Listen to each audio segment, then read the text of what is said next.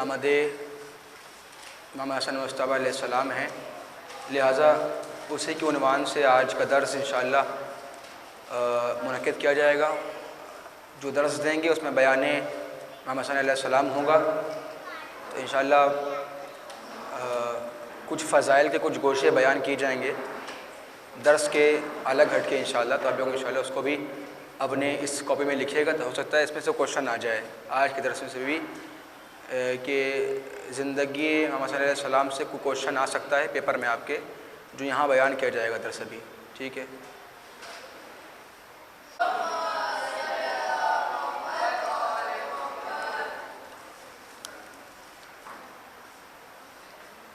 अऊज़ु बिल्लाहि मिनश शैतानिर रजीम।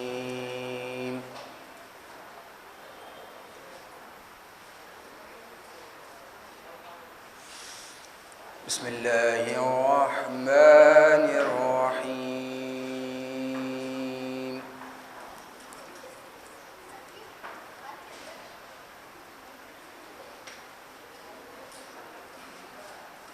वत्तीनि वज़्ज़ैतून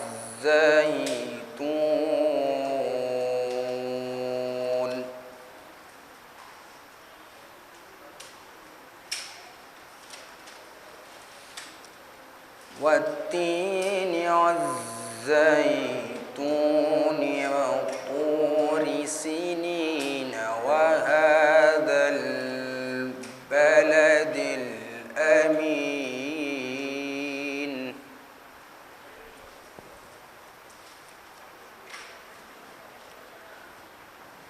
लक़द ख़लक़नल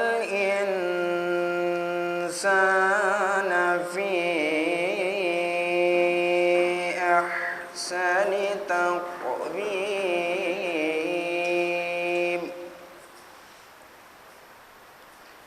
सुम्म वददनाहु अस्फ़ल साफ़िलीन।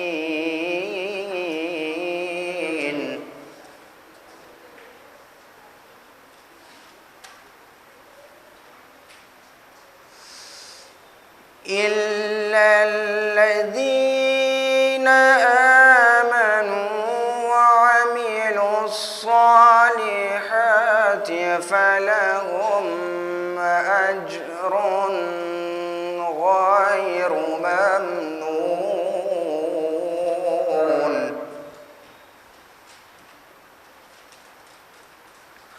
फमा युकज़्ज़िबुक बअदु बिद्दीन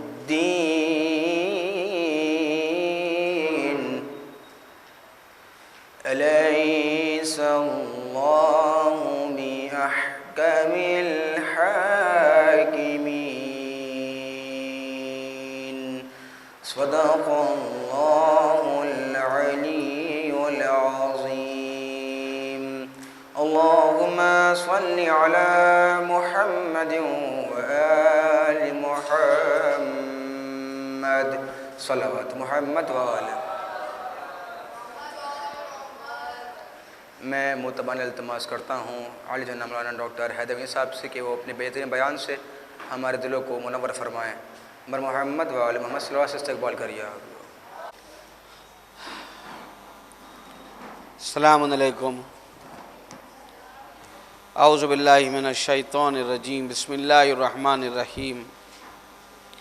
अल्हम्दुलिल्लाहि रब्बिल आलमीन वस्सलातु वस्सलामु अला सय्यदिल अंबियाइ वल मुरसलीन सय्यदिना व मौलाना व मुक़्तदाना व बिल क़ासिम मुहम्मद ख़ातमिन नबीन व आलि तय्यबीन अत्ताहिरीन अल मासूमीन अल मज़लूमीन अम्मा बाद। क़ाल अमीरुल मोमिनीन अली इब्न अबी तालिब अलैहिस्सलातु वस्सलाम क़ाल अल्लाहु तआला वमा कान अल्लाहु लियुअज़्ज़िबहुम व अन्त फ़ीहिम वमा कान अल्लाहु मुअज़्ज़िबहुम व हुम यस्तग़फ़िरून।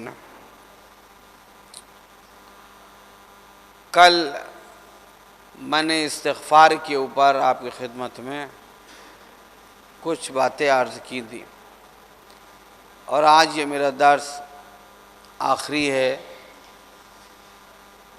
कल से आपको कोई दूसरे आलिम दीन दर्स देंगे। हमने इस्तिग़फ़ार के ऊपर गुफ्तगू की। इस्तिग़फ़ार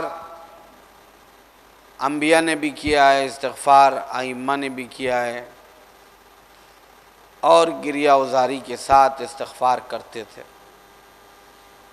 इंसान के जहन में ये बात आ सकती है कि अंबिया और आइम्मा इस्तिग़फ़ार क्यों करते थे और गिरिया व बुका अल्लाह की बारगाह में क्यों करते थे। इस्तिग़फ़ार का माना ये नहीं है कि जो इंसान गुनहगार हो वो इस्तिग़फ़ार करे। इस्तिग़फ़ार दर्जात की बुलंदी के लिए भी होता है। इस्तिग़फ़ार खौफ खुदा में भी होता है कि गोया परवरदिगार करीम की बारगाह में मेरा कौन सा अमल है कि जो कबूल हुआ या उसकी इताअत में हमसे कोई कोताही हुई। ये जो कोताही का खौफ और डर है, ये चीज़ मासूमीन को इस्तिग़फ़ार के लिए जो है मजबूर कर देती है। यानी मासूम अल्लाह से बहुत ज़्यादा ख़ाइफ़ रहते हैं, खौफज़दा रहते हैं। ये खौफ ऐसा नहीं होता कि जैसे कि एक तालिबी इल्म को अपने टीचर से खौफ होता है या एक बच्चे को अपने बाप से पीटे जाने का खौफ होता है। ये वो खौफ नहीं है, बल्कि इमाम अली अलैहिस्सलाम ने दुआए कुमैल में इरशाद फरमाया है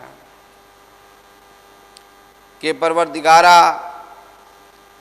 मैं नारे जहन्नम की हरारत को बर्दाश्त कर लूँगा, लेकिन तू मुझसे नज़र लुत्फ़ व करम फेर ले, मैं इसे बर्दाश्त नहीं कर सकता। यानी इमाम अली अलैहिस्सलाम ये बताना चाहते हैं कि नज़र करम इलाही, लुत्फ़ इलाही, रहमत इलाही इंसान की ज़िंदगी में कितनी इम्पोर्टेंट है। इंसान प्रॉब्लम्स में तभी आता है, जैसा मैंने इससे पहले भी अर्ज़ किया था, कि जब वो अपने से रहमत खुदा को दूर कर देता है। जहाँ पर ज़िंदगी में रोशनी नहीं होगी वहीं पर अंधेरा होगा, जहाँ पर नेकियां नहीं होंगी वहीं पर शर और बुराई होगी। लिहाजा इस्तिग़फ़ार हमको करते रहना चाहिए और अस्तग़फ़िरुल्लाह की तस्बीह और हर वक्त अल्लाह को अपने ज़हन में रखना और उसको याद रखना, ये हमारा शेवा होना चाहिए। जब भी हम कभी किसी गुनाह की तरफ माइल होने लगे तो हमारे दिमाग में ये बात होना चाहिए कि कोई हमको देख रहा हो या ना देख रहा हो, लेकिन हमारा खुदा हमको देख रहा है। जैसा कि इमाम अली अलैहिस्सलाम ने इरशाद फरमाया कि तुम्हारे आमाल का जो गवाह है वही मसनद क़ज़ावत का हाकिम भी है, वही जज भी है। अल्लाह हमारे हर अमल का गवाह है, विटनेस है। कोई भी अमल हरकत क़ल्ब ही क्यों ना हो, या हमारे दिल में जो वसवास या जो जहन में जो बातें अगर गलत हैं तो वो उसको भी जानता है। वो इंसान की कनकियों के इशारों को भी पहचानता है। वो आसमान से बरसने वाली बारिश के कतरों को भी जानता है कि किस खित्ते में कितने बारिश के कतरे गिरे हैं। वो दरख्तों से गिरने वाले पत्तों का भी इल्म रखता है कि कितने दरख्त में मौजूद है और कितने दरख्त से गिर गए हैं। यानी जिस चीज़ के ऊपर हमारा इख्तियार नहीं है कि हम उसको समझ सके, खुदा हमारा जो है वो जानता है। लिहाजा जब भी कोई गुनाह की तरफ हमारा दिल हमको माइल करे या कोई वसवास दिल में पैदा हो तो फ़ौरन ला हौला वला कुव्वता इल्ला बिल्लाहिल अलीय्यिल अज़ीम कहना चाहिए और खुदा को याद करना चाहिए कि परवरदिगारा बेहक़ इमाम ज़माना अलैहिस्सलातु वस्सलाम हमको अपनी पनाह में रखना, हमको तू तन्हा न छोड़ देना। खुद इमाम ज़ैनुल आबिदीन अलैहिस्सलातु वस्सलाम की दुआ में शामिल है कि परवरदिगारा तू हमको कभी तन्हा न छोड़ना। हज़रत अली अलैहिस्सलातु वस्सलाम इरशाद फरमाते हैं कि अगर पूरा अरब हमारे ख़िलाफ़ तलवार उठा ले और हमारा मुखालिफ हो जाए तो भी हमको उनसे कोई खौफ नहीं होगा, इसलिए कि हमारा खालिक, हमारा खुदा साहिब कुदरत हमारे साथ है।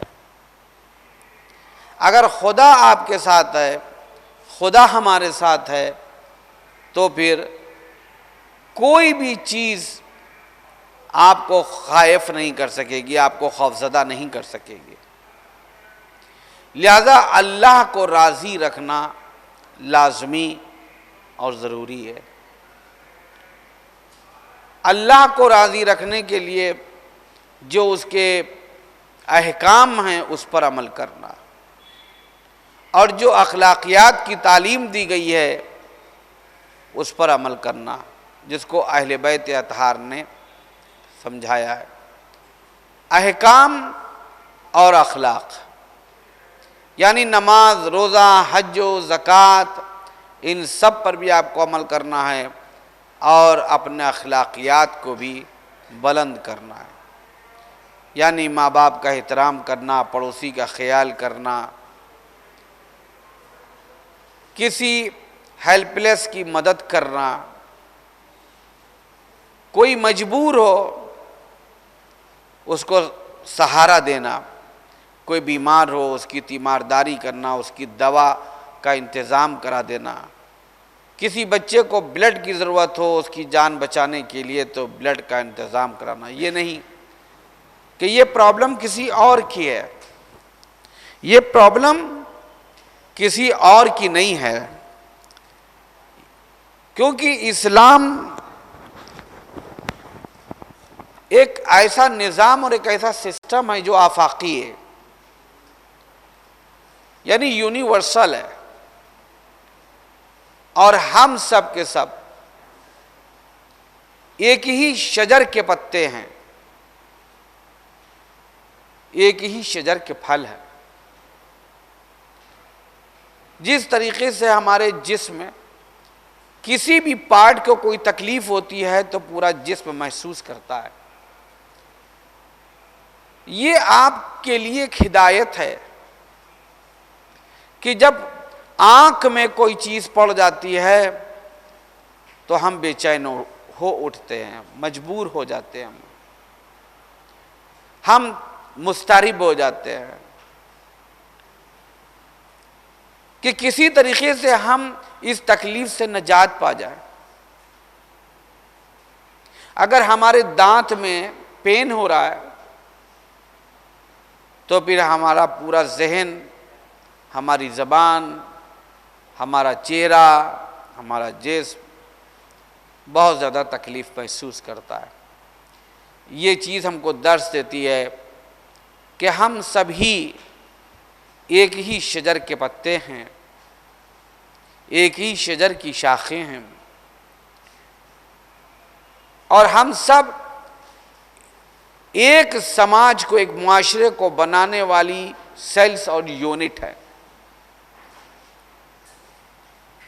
कि हम एक मुनज़्ज़म और ऑर्गेनाइज्ड मुआशरा हमको तामीर करना है, तश्कील देना है। लिहाजा वही मुआशरा ऑर्गेनाइज रहता है कि जहाँ के ऊपर कोऑपरेशन होता है, जहाँ के ऊपर सहयोग होता है, जहाँ पर लोग एक दूसरे की मदद करते हैं। अगर कोई फैमिली कमज़ोर है, फाइनेंशियल कंडीशन उसकी बहुत कमज़ोर है, और हम सभी ये सोचें कि ये भी हमारा ही हिस्सा है, ये नहीं कह सकते कि ये हमारा अजीज़ नहीं है, हमारा रिश्तेदार नहीं है, हमें इससे क्या लेना देना नहीं। इस्लाम आपको और हम सबको एक दूसरे के साथ जुड़ा हुआ देखना चाहता है। हम सब कनेक्टेड हैं, तो अगर किसी की कोई प्रॉब्लम है और हम सब लोग उसको सॉल्व कर दें मिल करके, तो हर इंसान जो है वो मेडिकल ट्रीटमेंट भी पा लेगा, हर यतीम बच्ची और असीर बच्ची की अच्छी तरीके से उसकी शादी भी हो जाएगी, हर बेटा और बेटी जो है उसको अच्छी एजुकेशन मिल जाएगी, किसी के आगे और किसी के दरवाजे पर हाथ फैलाने की ज़रूरत नहीं पड़ेगी। इस्लाम हमको इसी तरह देखना चाहता है। आज शब विलादत इमाम हसन अलैहिस्सलातु वस्सलाम है।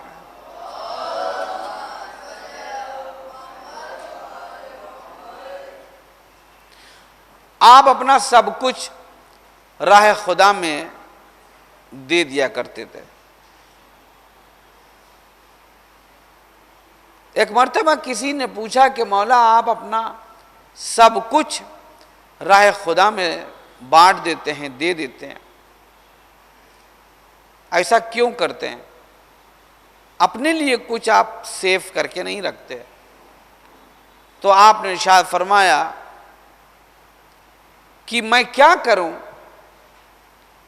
उसने खालिक ने मुझे देने की आदत डाल रखी है, मैंने इन ज़रूरतमंदों को देने की आदत डाल रखी है। मैं डरता हूं कि कहीं ऐसा ना हो कि मैं अपना हाथ खींच लूं तो वो अपना हाथ ना खींच ले। मैं जब किसी की हेल्प करूंगा तो अपनी कैपेसिटी के अकॉर्डिंग करूंगा, जितनी हम कर सकते हैं उतनी ही, 2 लोग, 4 लोग, 6 लोग, 10 लोग। लेकिन जब खालिक हमारी मदद करेगा तो वो अपनी कुदरत के मुताबिक करेगा, और जब वो अपनी कुदरत के मुताबिक करेगा तो कौन सी ताकत है कि जो उसके मुकाबले के ऊपर खड़ी हो जाए। मासूम ने इरशाद फरमाया कि अगर खुदा किसी की हेल्प करना चाहे, मदद करना चाहे, उसे अता करना चाहे, उसे देना चाहे, नेमतों की फरावानी कर दे, तो कोई ऐसी ताकत नहीं है कि जो उसको रोक ले। और अगर खुदा किसी से नेमतों को लेना चाहे, वापस ले लेना चाहे, तो किसी की भी इतनी कुव्वत और ताकत और कैपेसिटी और पावर नहीं है कि वो वहां पर जाती हुई नेमतों को रोक ले। यानी कि अगर खुदा हमसे राजी है तो जो चीज हमारे पास है और खुदा हमको दे रहा है तो भी डरने की जरूरत नहीं है, कोई हमसे ले नहीं सकता। और अगर खुदा हमसे राजी नहीं है, और आप बड़े बड़े लोगों को राजी कर लीजिए, तो फिर वो चीज बच नहीं पाएगी। इमाम अली अलैहिस्सलाम का बहुत ही खूबसूरत इरशाद गिरामी है। हम जो हैं दुनिया की तरफ भाग रहे हैं, हम मटेरियलिस्टिक हो गए, मादा परस्ती हम में पाई जाती है। ये दुनिया जो एक दिन खत्म हो जाने वाली है, इसकी चीजें एक दिन फना हो जाने वाली हैं, लेकिन हम उन्हीं चीजों की तरफ भाग रहे हैं और उन चीजों को चाहते हैं कि हासिल कर लें जिनका मिलना इम्पॉसिबल है, लेकिन हम कोशिश में लगे हुए हैं कि हमको वो भी मिल जाए। इस दुनिया की जो हमारी जिंदगी है, चाहे वो 50 ईयर्स हो, 60 ईयर्स हो, 70 ईयर्स हो, 80 ईयर्स हो, वो जिंदगी एक दिन खत्म हो जाने वाली है। ये इस दुनिया से हमको गुजर जाना है। ये दुनिया हमारी एक ठहराव की जगह है, पड़ाव है। यहां हम मुस्तकिल रहने के लिए नहीं आए हैं। सिर्फ हमारा यहां के ऊपर ठहराव ऐसे ही है कि जैसे कि आप ट्रेन का इंतजार करते हैं प्लेटफॉर्म पर खड़े होकर के, और जैसे ही ट्रेन आती है आप ट्रेन में सवार हो जाते हैं और ट्रेन आपको लेकर के चल देती है और प्लेटफॉर्म आपसे छूट जाता है। उसी तरीके से ये दुनिया एक प्लेटफॉर्म है और मौत एक ट्रेन की मानिंद है। जिस दिन भी वो ट्रेन आ जाएगी हमको लेकर के चल देगी और इस दुनिया का प्लेटफॉर्म हमसे छूट जाएगा। तो जो चीज हमसे छूट जाने वाली है हम उसकी तरफ देख रहे हो, हम उसी में से सब कुछ चाहते हैं और वो भी वो चीजें चाहते हैं कि जो फना हो जाने वाली हैं। इमाम अली अलैहिस्सलाम ने इरशाद फरमाया कि जब से तुम पैदा हुए हो तब से तुम्हारा रुख आखिरत की तरफ है और पुष्ट तुम्हारी दुनिया की तरफ है। क्या मीनिंग है? मीनिंग यह है कि तुम पैदा हुए 10 मिनट तुम्हें पैदा हुए अभी हुए हैं, तो 10 मिनट दुनिया तुम्हारी छूट गई, क्योंकि 10 मिनट उम्र तुम्हारी आगे बढ़ गई। जो आगे बढ़ी है वो किधर गई है? वो आखिरत की तरफ बढ़ी है। 1 घंटे के हम हो गए, 1 घंटा दुनिया हमसे छूट गई, 1 घंटा हम आखिरत की तरफ बढ़ गए। हम 25 साल के हो गए, 25 साल दुनिया हमसे छूट चुकी है और 25 साल हम आखिरत की तरफ बढ़ चुके हैं। और एक दिन वो आता है कि जब दुनिया पूरी तरह हमसे छूट जाती है और उधर से अजल का पैगाम आ जाता है और आखिरत हमारे सामने होती है।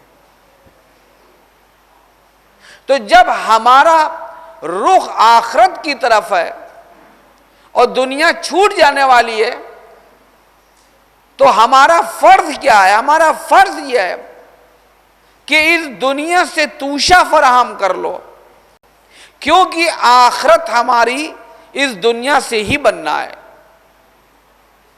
इस दुनिया से वो सब कुछ ले लो जिससे तुम्हारी आखिरत बन जाए। इसी दुनिया में, जैसा मैंने कल कहा था, कि यहां के ऊपर शैतान भी है और खुदा भी है, रसूल भी हैं, अबू सुफियान और अबू जहल भी है, इब्राहिम भी है और नमरूद भी है, अली भी है और माविया भी है। सवाल यह है कि आप किससे क्या ले रहे हैं? आप नमरूद से ले रहे हैं कि आप इब्राहिम से लेना चाहते हैं? आप खुदा से लेना चाहते हैं कि आप शैतान से लेना चाहते हैं? ये इख्तियार आपको है। कि आप किससे क्या लेंगे। लिहाजा हमको इस दुनिया से वो लेना है जो हमारे आखिरत में काम आने वाला है। इसीलिए मासूम ने इरशाद फरमाया है कि इस दुनिया में तुम जो वो नेकियों का इन्वेस्टमेंट करते चले जाओ ताकि तुमको वहां वो सेफ मिले।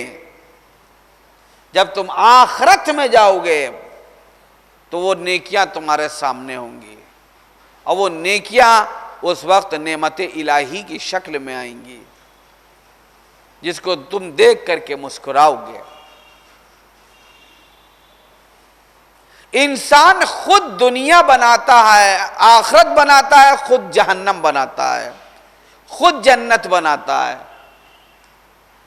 आपको खुद जन्नत भी आप ही बनाएंगे और जहन्नम भी आप ही बनाएंगे, क्योंकि इख्तियार अमल आपके पास है। अगर इब्लीस का रास्ता इख्तियार कर लिया तो फिर हमारा कॉन्सिक्वेंस और हमारा रिजल्ट, हमारा नतीजा जहन्नम है। और अगर हमने अल्लाह का रास्ता इख्तियार किया, अहले बैत अतहार का रास्ता इख्तियार किया है, तो उसका कॉन्सिक्वेंस और रिजल्ट जो है वो जन्नत है। जन्नत में सब कुछ मिलेगा।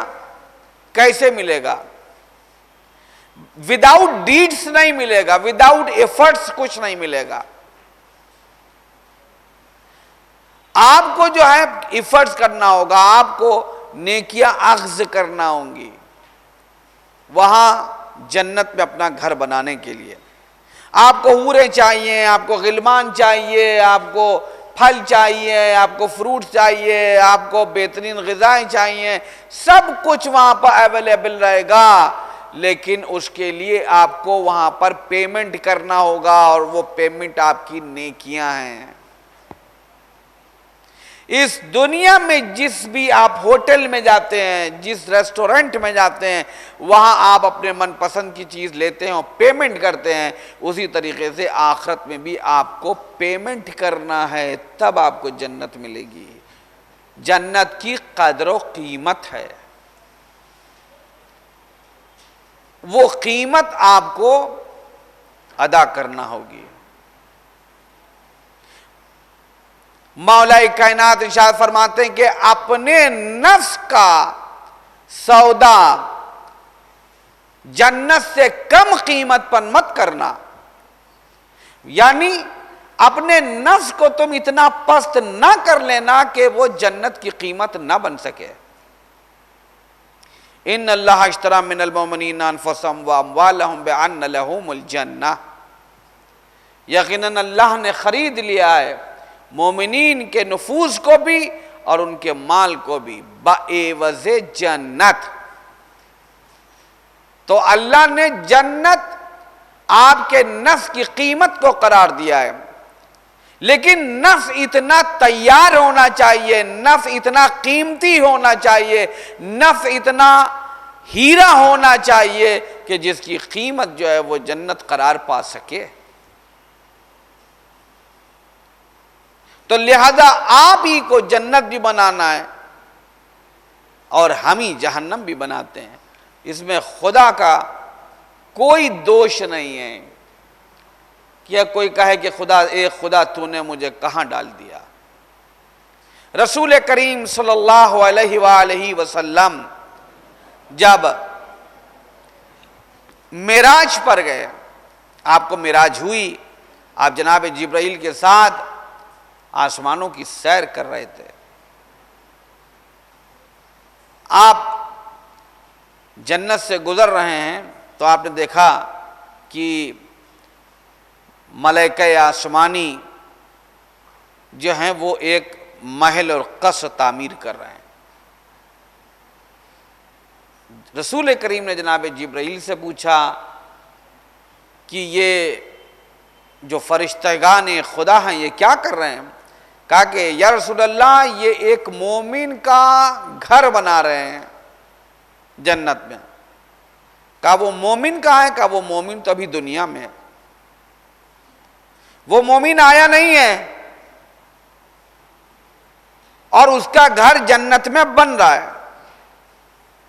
रसूल करीम देखते हुए आगे बढ़ गए। जब वापस पलटे तो देखा कि जितने भी मलाइका थे वो सब के सब बैठे हुए हैं।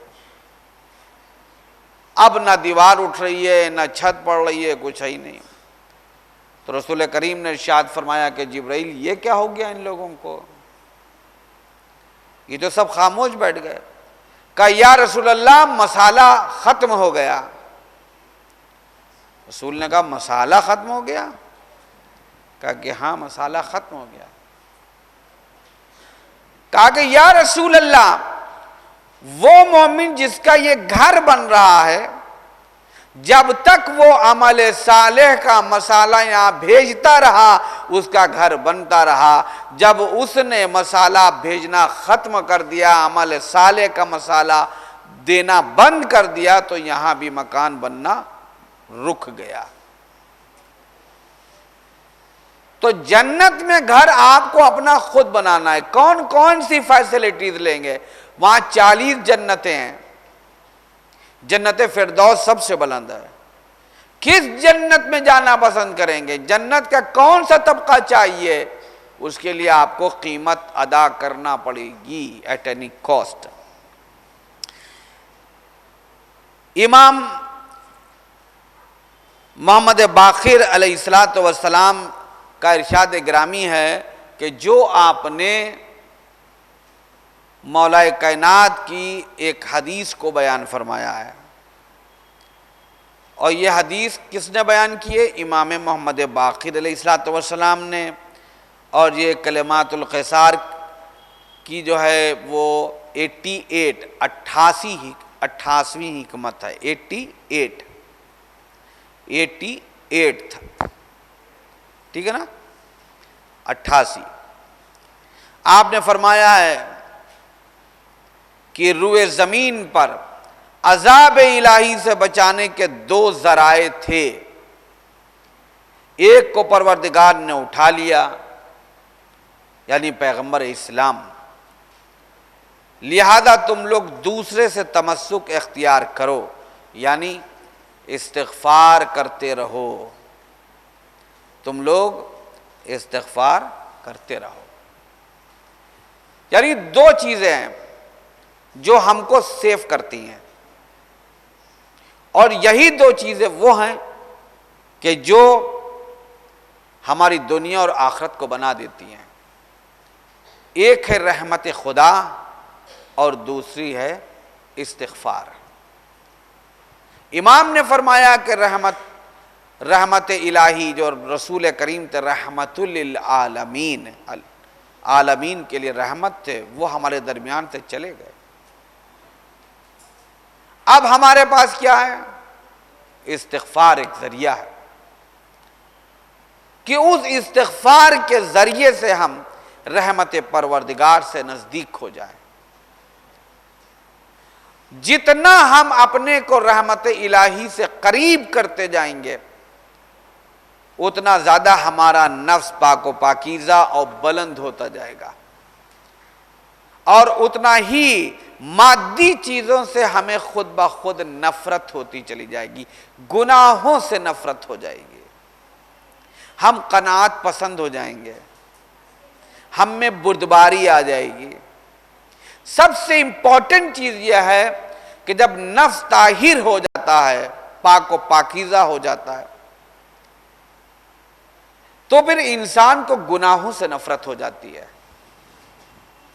एक शख्स इमाम जाफर सादिक अलैहिस्सलाम के पास आता है और कहता है कि मौला, आखिर वो कौन सी कुव्वत है कि जो आपको गुनाह से रोके रखती है? आप भी एक इंसान हैं, आपकी भी तमाम एहतिजाज है, मतनीस एहतियाज है, आपकी भी अपनी एहतियाज है, लेकिन आपसे गुनाह नहीं होता और हम लोग गुनाह कर बैठते हैं। तो हर चीज का जवाब जो है वो थ्योरेटिकल नहीं होता है जब तक प्रैक्टिकल भी ना करके दिखलाया जाए। तो इमाम अलैहिस्सलातु वस्सलाम ने उस वक्त तो कोई जवाब नहीं दिया, आप दूसरी बातों में मशगूल हो गए और उससे दीगर बातें करने लगे। कुछ देर के बाद आप उठे, आपने कहा कि आओ चलो हमारे साथ। वो चल दिया इमाम के साथ। गुफ्तगू करते हुए इमाम जा रहे थे कि एक मर्तबा एक गड्ढे में गंदा पानी था। तो इमाम ने कहा कि ये बताओ कि क्या तुम इस पानी को पी सकते हो? कहा कि नहीं, हम इस पानी को तो हरगिज नहीं पिएंगे। कहा अच्छा ये बताओ कि तुम्हें शदीद प्यास लगी हो, फिर इस पानी को पी लोगे? कहा कि नहीं, हम तब भी पानी नहीं पिएंगे। कहा अच्छा मरने की नौबत आ जाए, क्या इस पानी को पी लोगे तब? कहा कि मौला मैं मर जाना गवारा करूंगा मगर इस नजिस पानी को नहीं पीऊंगा। उसी वक्त इमाम ने इरशाद फरमाया कि जो ताहिर नफूस होते हैं वो मर जाना पसंद करते हैं मगर गुनाह के करीब जाना पसंद नहीं करते हैं। ये जो चीज डेवलप होती है हम में, वो कैसे डेवलप होती है? इताअत इलाही से, इत्तिबाए रसूल वाले रसूल से, और अपने नफ्सों को बुलंद करने से। यानी इताअत इबादत मुखालिस इबादत होना चाहिए। आज हमको इमाम हसन अलैहिस्सलाम पर भी कुछ अर्ज करना है, क्योंकि आपकी आज शब विलादत बासआदत है। इमाम हसन अलैहिस्सलाम की पूरी जिंदगी दीन इस्लाम की खिदमत और अपने बाबा के दिफा में गुजरी है। इमाम हसन अलैहिस्सलाम के वालिद मोहतरम अमीरुल मोमिनीन अली इब्न अबी तालिब अलैहिस्सलाम थे। लोग इल्जाम लगा देते हैं कि इमाम हसन अलैहिस्सलाम कमजोर थे, उन्होंने सुलह कर ली। इमाम हसन अलैहिस्सलाम कमजोर नहीं थे, उनके भी जिस्म में अमीरुल मोमिनीन का खून दौड़ रहा था। इसके अलावा आप तय्यब ताहिर थे। इन्नमा युरिदुल्लाहु लियुज़हिबा अन्कुम रिज्सअल बैत व युतahhirakum ततहीरा। ये इन्हीं के लिए, अइम्मा अहले बैत के लिए आए करीमा आई है तय्यब ताहिर। अल्लाह के सिवा कभी भी इमाम हसन अलैहिस्सलाम हो या हमारे दीगर अइम्मा कभी जालिम के सामने तस्लीम होते हुए आपको दिखाई नहीं देंगे, बल्कि जहां के ऊपर लोग बोलने से डरते हैं वहां पर इमाम ने दुश्मन की आंखों में आंखें डाल करके कलाम किया है। आप खुद रसूल करीम की नजर में इतना बुलंद थे कि जब रसूल अहद व पैमान करते थे तो उस जमाने में इमाम हसन अलैहिस्सलाम की उम्र सिर्फ 7 ईयर्स थी, 7 साल के। और उस अहद व पैमान पर इमाम हसन अलैहिस्सलाम को गवाह करार देते थे। जब आपने बनी सकीफ से मुआहदा किया है रसूल करीम ने, तो उस पर गवाह और विटनेस किसको बनाया? अपने नवासे को बनाया, जो फर्जंद रसूल कहलाते हैं, इमाम हसन अलैहिस्सलाम को। तो सोचिए 7 ईयर्स का एक बच्चा वो गवाह बन रहा है, और किसकी नजर में? इतना अहम और इतना इंपॉर्टेंट है वो बच्चा रसूल करीम की नजर में, कि रसूल करीम खुद गवाह बना रहे हैं। और जब शहजादी फातिमा ज़हरा सलावतुल्लाह अलैहा अपना हक लेने के लिए दरबार में गई हैं और आपने गवाह की शक्ल में अपने बच्चों को पेश करना चाहा है, तो कहा कि ये तो बच्चे हैं। यानी वो हाकिम रसूल करीम से नऊज़ बिल्लाह कुछ ज्यादा अक्लमंद थे कि रसूल जो है वो गवाह बना रहे इमाम हसन अलैहिस्सलाम को, और वो हसनैन अलैहिस्सलाम की गवाही को कबूल करने से इनकार कर रहे हैं। जिस पर शहज़ादी फातिमा ज़हरा सलावतुल्लाह अलैहा को बड़ी तकलीफ होती थी, बहुत ज्यादा। मुआविया से आपको सुलह करना पड़ी, इमाम ने सुलह की नहीं थी, सुलह करना पड़ी थी। मौला कायनात के बाद इमाम हसन अलैहिस्सलाम के हाथ में हुकूमत आई। अब लोगों ने, मुस्तशरिकीन ने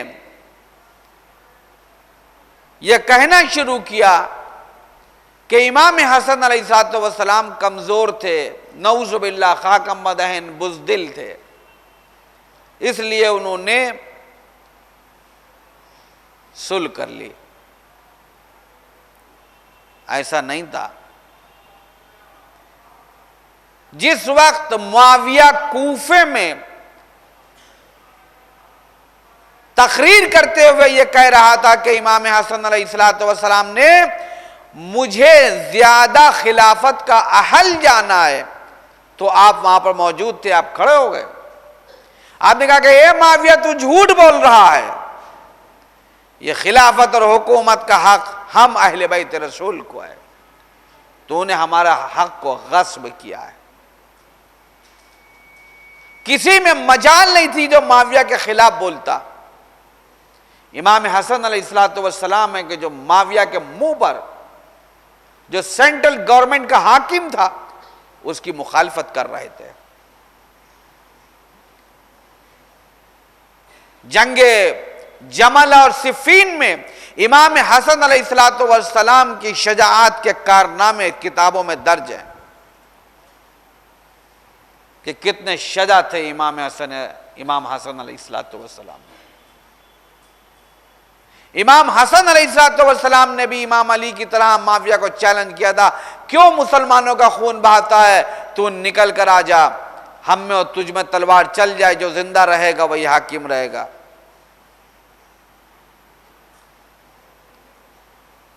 कहा गया कि जा मुआविया, इमाम हसन सही तो कह रहे हैं, तो कहता है कि क्या तुम जानते नहीं हो कि ये अली के बेटे हैं, इनके बाजुओं में हैदर कर्रार का खून जोश मार रहा है, जो भी इनके सामने गया है वो भी वापस नहीं आ सका है। ये थी शजाअत। जब उस्मान ने जनाब अबू ज़र गफ्फारी को रब्ज़े भेजा है, तो उस वक्त उसने अनाउंसमेंट करा दिया था कि कोई भी अबू ज़र गफ्फारी को रुखसत करने के लिए अपने घर से बाहर ना निकले। उस वक्त निकलने वाले कौन थे? हजरत अली अलैहिस्सलाम, उनकी ये दोनों बेटे हैं,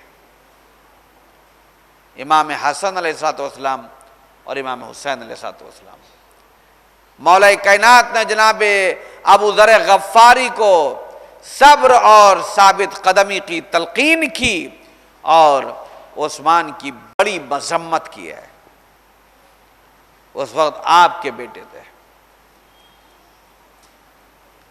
आपके साथ थे, यानी कि पावर में भी इतनी जुरत नहीं थी कि जो इमाम अली और इमाम हसन और इमाम हुसैन अलैहिस्सलाम के सामने ठहर सके। करबला के मैदान में भी किसी में इतनी जुरत नहीं थी कि जो इमाम हुसैन अलैहिस्सलाम को कत्ल कर देता, अगर हुसैन ने नियाम में तलवार रख न ली होती, क्योंकि मासूम को कोई शिकस्त नहीं दे सकता है। तो इमाम हसन अलैहिस्सलाम ने सुलह की, और वो सुलह बिल्कुल वैसी थी कि जैसी कि हुदैबिया में रसूल करीम ने की थी। कि रसूल करीम ने अपनी शर्तों पर, यानी रसूल करीम ने जो सुलह की थी उसमें कुफार मक्का की और मुशरिकीन मक्का की जो शर्तें थी उनको एक्सेप्ट किया था। देखिए दोनों में थोड़ा डिफरेंस है। खुद रसूल ने सुलह हुदैबिया के मौके पर मुशरिकीन मक्का की शर्तों को कबूल किया था और इमाम हसन अलैहिस्सलाम ने जब माविया से आपको सुलह करना पड़ी है तो आपने अपनी शर्तें खुद रखी थी, यानी माविया एक्सेप्ट कर रहा था। ये एक्सेप्टेंस क्यों हो रहा है? वहां पर रसूल करीम जो है वो हुदैबिया में मुशरिकीन मक्का की शर्तों को मान रहे हैं और जिस पर कुछ सहाबा जो थे वो बिगड़ भी गए थे और वो हमेशा बिगड़ा करते तो शक क्या करते थे। लेकिन रसूल करीम ने फरमाया कि इसके नताइज आगे तुम देखोगे और बेहतर नतीजे निकल करके आए। और रसूल करीम ने जो सुलह की उससे ये हुआ कि 1400 फकत लोगों को लेकर के रसूल करीम आए थे और जब मक्के में आमद और रफ्त मुसलमानों की बढ़ गई तो जब नेक्स्ट ईयर आप मक्के में आए हैं हज करने के लिए तो उस वक्त मक्के में 10,000 की तादाद थी मुसलमानों की। और इमाम हसन अलैहिस्सलातु वस्सलाम ने जो सुलह की थी और अबू सईद ने कहा कि मौला आपने माविया से सुलह कर ली तो आपने फरमाया कि ए अबू सईद हम इमाम वक्त हैं, हमारी जबान से खुदा कलाम करता है, तुम इसके रुमूज और असरार को नहीं जानते कि इस सुलह के जो है वो क्या कॉन्सिक्वेंसेस और क्या नताइज और क्या रिजल्ट, क्या परिणाम निकल करके आने वाले हैं। बस तुम इतना जानो कि तुम्हारे इमाम ने जो कुछ किया है वो हक है, उस पर शक मत करो। आपने फरमाया बस आखिरी जुमला कि हमारे मिसाल खिज्र और जनाब मूसा जैसी है कि जब जनाब खिज्र कुछ कलाम करते थे तो जनाब मूसा जो थे वो थोड़ा परेशान हो जाते थे, क्योंकि जनाब खिज्र की नज़र बातिन पर थी और जनाब मूसा की नज़र जाहिर पर थी। तो जब जनाब खिज्र गुफ्तगू करते थे तो बातिन पर। यही वजह है कि जब कश्ती में जनाब खिज्र ने छेद किए हैं तो जनाब मूसा परेशान हो गए थे, तो उनको फिर बताया तो आपने फरमाया कि मूसा परेशान हो जाते थे, लेकिन जब जनाब खिज्र उसको एक्सप्लेन करते थे कि हमने ऐसा अमल क्यों किया है तो जनाब मूसा मुतमईन हो जाते थे। उसी तरह याद रखो कि जो हमारी सुलह के असरार और रुमूज हैं उसको तुम नहीं जानते हो, इसलिए तुम हम पर जो है वो हमसे शिकवा कर रहे हो और हम पर एतराज़ वारिद कर रहे हो। लेकिन कल तुमको ये मालूम हो जाएगा कि कौन हक पर था और इस सुलह के क्या नतीजा निकल कर आया है, क्योंकि हमारा मकसद जो है वो इस्लाम की बका है, इस्लाम का तहफ़्फ़ुज़ है, इस्लाम की तरक्की है। लिहाजा जो कुछ हम करते हैं वो इस्लाम को मद्देनज़र रखते हुए करते हैं। वाखिर दावाना अनिल हम्दुलिल्लाहि रब्बिल आलमीन।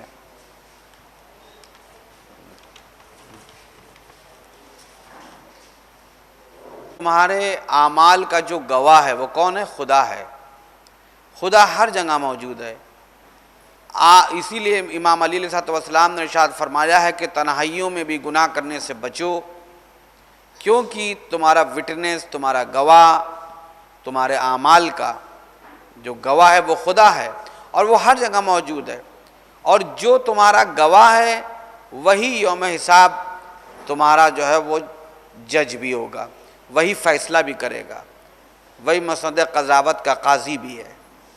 ठीक है ना, खुदा के लिए बात की है ये।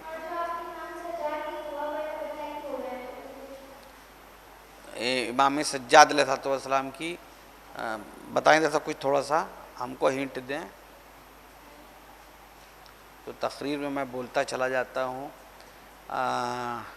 इमाम सज्जाद अलैहिस्सलाम की दुआ, एक जुमला हमने सेंटेंस बोला था इमाम का, इमाम सज्जाद अलैहिस्सलाम का, बताओ।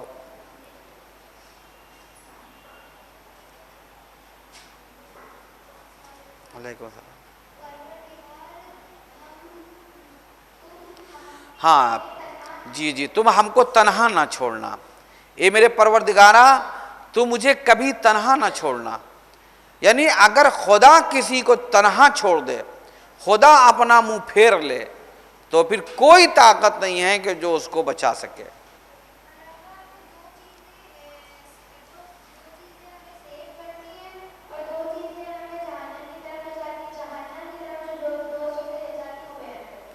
नहीं, मैंने भी अर्ज़ किया था कि एक रहमत खुदावंद और दूसरे इस्तिग़फ़ार है ना, ये दो चीज़ें वो हैं कि आप अगर अमल खैर अंजाम देंगे तो ये दोनों चीज़ें आपको जन्नत तक भी पहुंचाएंगी और आपकी दीन और दुनिया दोनों को बना देंगे। और अगर हम अपने गुनाहों से रहमत खुदावंद को दूर कर देते हैं तभी हम पर अज़ाब नाज़िल होता है। तो लिहाजा यही दो चीज़ें हैं कि अगर आप अपने को इनसे कट ऑफ कर लेंगे तो जाहिर सी बात है कि फिर उसका जो रिएक्शन है, सिस्टम का रिएक्शन है, वो होगा। और अगर आप इसको अपने से करीब रखेंगे तो फिर तो भी सिस्टम का जो इफ़ेक्ट है वो आपके ऊपर होगा और आपके लिए दुनिया और आखिरत दोनों बेहतर हो जाएगी। ये तो आप एक करने और ना करने के ऊपर है। हाँ बताइए।